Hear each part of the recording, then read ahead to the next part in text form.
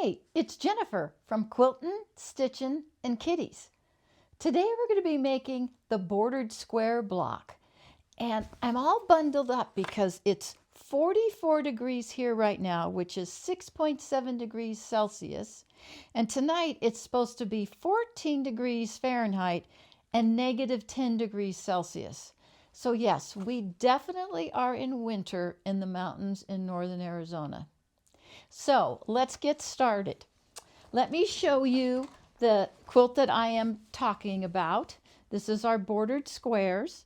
This is all Tula pink fabric, and you can use scraps, you can use fat quarters, yardage, a combination, anything that you want. The whole idea is color, color, color, and variety. And it's nice to have contrast between the centers and the outside borders, but you don't always have to have contrast either. It just gives you a different look. So the size of the square that we're going to be making is a 5-inch finished square. The inside is cut at a 3.5-inch square. The borders are cut at 1.5-inch strips. So the inside will finish at 3, the two side borders and top and bottom border finish at 1, which will give you a 5-inch square. Now, this is not the only size that you can make. This block is so versatile. You can make it big, you can make it small. Whatever you have in your fabric that you want to use and you want to coordinate. But this is the size that I'm going to be showing today. It's very convenient and it makes a great quilt. Really fun, really easy. I'm using fat quarters because I had been collecting some flowers prints for, oh gosh, probably a couple of years. And I found a few more a week ago, and I decided, okay, it's time. So the first thing that I do, and I've already done this, is I cut a 3.5-inch script for my fat quarter. Now, when I start cutting from any piece of fabric, you obviously have to square the edge. So let me turn that around to 3.5. So a lot of people go through all this effort of trying to figure out and get it all balanced and stuff. And I thought, that seems like a little bit of work. So I just line up my ruler on the bottom of the selvage edge, and then I find 3.5 inches plus a little bit of extra. So there's my 3.5-inch mark. And then I go ahead and cut a strip. Then I turn it around and I straighten it. So I've already cut my 3.5 strip from this. So I'm going to cut 1.5 inches, and I do the same thing. And it's almost perfect because I cut from this edge, but I'm going to re-square it. So I never cut past my hand. I move my hand up like a little spider and cut to the edge. Then I just turn the piece around, put it on the 1.5 inch line, and square up the edge. And then I'm kind of not fighting with it. Makes it pretty easy to go. Okay. So from your fat quarter, must need a new blade, I'm going to cut 1 3.5-inch strip and 6 1.5-inch strips. You will get 6 centers from one strip from a fat quarter, and it takes 1 strip to finish each block. So that'll give you 6 centers, and it'll give you 6 finishes.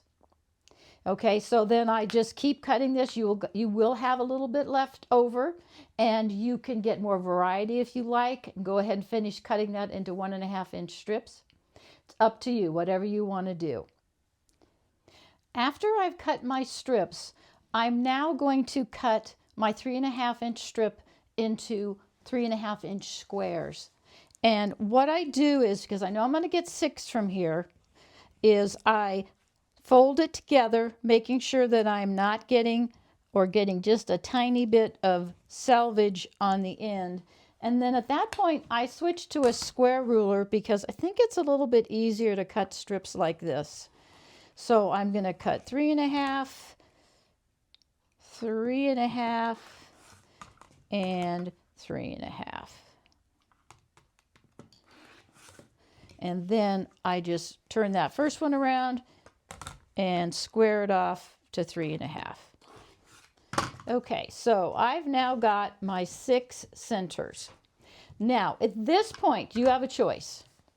You may leave these strips uncut and then just sew, obviously we won't use the same fabric, sew onto sides like this and then trim.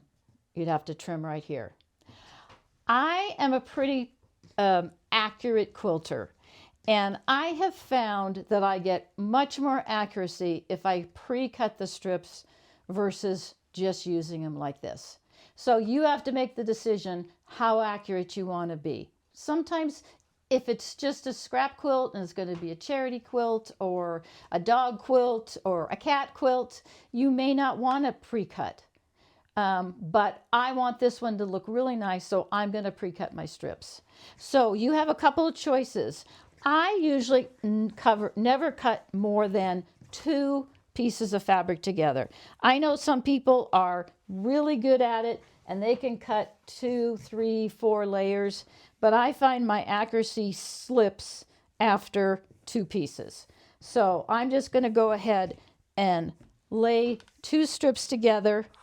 Now, what do I need for cut lengths? Well, to start out, I need 2 side pieces to go on the block. So that's 3.5. So I'm going to make a cut at 3.5. Oops, hang on, my other ruler's in the way here. Okay, and same thing, I'm just going to leave that little extra. Then I'll just flip it around, square that off, and there's my next 3.5. All right, once you have sewn the 3.5-inch strips to the side, you now have a 5.5-inch piece going across, unfinished. So my next 2 strips need to be 5.5. So I'm going to cut a 5.5-inch rectangle. Okay, so a fat quarter strip will give you another set of 3.5 by 5.5 with a little bit left over, not a huge amount. You might possibly be able to get another 3.5-inch strip from it, or I should say rectangle. Yeah, come and get a 3.5 there, but I'm not going to use that right now because I'm going to keep my numbers balanced. But if you don't want to waste fabric, you want to be able to have some extra, just cut that into another 3.5-inch section. And so I keep those little sections in my cute little microwave bowl that I made, which I love. Okay, now when I make these blocks, I match the border all the way around. You can go scrappy, then the whole quilt's going to look scrappy, and you're going to lose the way the block looks as precise. You may not be able to tell where one block start and one block end. That's fine if you want an all scrappy quilt. I don't want that. I want my blocks to look like blocks. So these will not be part of the same thing, but I wanted to show you how to cut it. So what I do at that point then is I put a set of 3.5 by 5.5 strips together, and I've got these blocks ready to go. So I have done some cutting, but not all yet. And I have cut 3.5-inch strips from all the different fabrics that I'm using. And I have got a huge variety of flowered fabrics. And I laid them out and I thought, I think these are going to look really cute together. So that's my whole theme for this. I'm going to break this video into a couple of parts. So at this point, what I want you to do is go ahead and do a bunch of cutting. Get at least 20 or 30 blocks ready to sew, but don't start sewing yet, please, because I've got some suggestions to help make it a little easier for you. So I thought I would show you one other of my quilts today. And this is a machine embroidered, I took a class for months, quilt. And it's got all these fun, beautiful birds. I used batiks in the machine embroidery because they didn't fray, but everything is finished with this gorgeous satin stitch. And then the blocks were pieced together, and then I finished it on my long arm, and it is absolutely one of my favorite quilts. Every time I look at it, I just get a giggle, because this guy's called Flyaway Fred. So have some fun cutting, and I will be back and see you real soon.